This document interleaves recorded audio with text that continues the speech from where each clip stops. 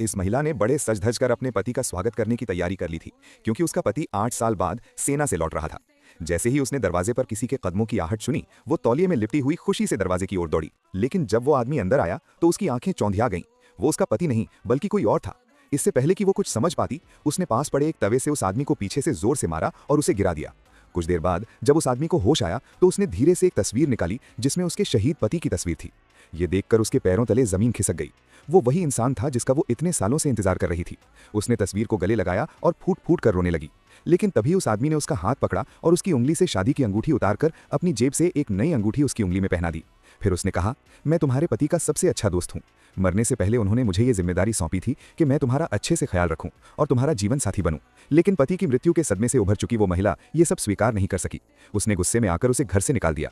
उसके जाने के बाद वो फूट फूट कर टूट गई। वो शराब में डूबने लगी, शायद इस उम्मीद में कि उसे कुछ सुकून मिलेगा। लेकिन हर घूंट के साथ उसे अपने पति की याद और भी बढ़ती जा रही थी। दूसरी ओर जिसे घर से निकाल दिया गया था, वो कहीं नहीं गया। वो चुपचाप दरवाजे के पास बैठा रहा, बस अपना वादा निभाने की कोशिश कर रहा था। एक रात अचानक घर के अंदर से कांच टूटने की आवाज आई। कुछ गड़बड़ समझकर वो तुरंत अंदर भागा। वो शराब की टूटी बोतल के पास खड़ी थी। उसके हाथ में कांच का एक टुकड़ा था। अगर वो नशे में ना होती तो शायद कुछ कर बैठती। वो दौड़कर आया, उसे अपनी बाहों में उठाया और फिर बाथरूम में ले जाकर ठंडे पानी से नहलाया। कुछ ही मिनटों में उसे होश आ गया और फिर उसने गुस्से से कहा, मेरे घर से निकल जाओ। लेकिन अब वो समझ गया था कि वो अकेले नहीं रह सकती। उसने जाने से इनकार कर दिया। अंततः उसे भी समझ आ गया कि अब उसे रोकना संभव नहीं है। कुछ समय बाद जब वो बाथरूम से बाहर आई, तो उसने देखा कि वो आदमी वहीं खड़ा था और उसने वही कुर्ता पहना हुआ था जो उसका पति पहना करता था। उसका दिल एक पल के लिए थम गया। फिर धीरे धीरे वो उसके पास गई और अचानक अपना सिर उसके कंधे पर रख दिया, मानो समय वहीं रुक गया हो, मानो उसका पति वहीं मौजूद हो।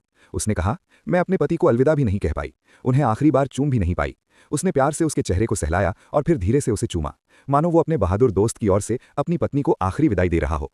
उसके बाद वो हर दिन उसके साथ रहने लगा। वो उसके अकेलेपन में उसका साथी बन गया। कभी कभी वो किताबें पढ़ता था, कभी कभी वो उसके साथ साइकिल पर घूमने जाता था, और जब वो उदास हो जाती थी तो वो फूल लाकर उसके चेहरे पर मुस्कान लौटा देता था। धीरे धीरे वो उसके प्यार में डूबने लगी। लेकिन सुकून भरे दिन ज्यादा दिन नहीं टिके। एक दिन वो फिर से वर्दी पहने उसके सामने आ गया, क्योंकि उसे सेना में वापस जाने का आदेश मिला था। ये सुनकर वो डर गई। वो दरवाजे पर खड़ी रही। मैं अपने पति को एक बार खो चुकी हूं, अब मैं तुम्हें खोना नहीं चाहती। उसने उसे गले लगाया और कहा, मैं तुमसे वादा करता हूं कि मैं जरूर वापस आऊंगा, तुम बस मेरा इंतजार करती रहो। फिर आखिरकार दोनों ने एक दूसरे को चूमा और वो चला गया। उसे पता था कि इसमें कितने दिन लगेंगे ये कोई नहीं जानता, लेकिन उसे पूरा भरोसा था कि इस बार वो जरूर लौटेगा। दोस्तों, क्या आपकी पत्नियां भी आपका इंतजार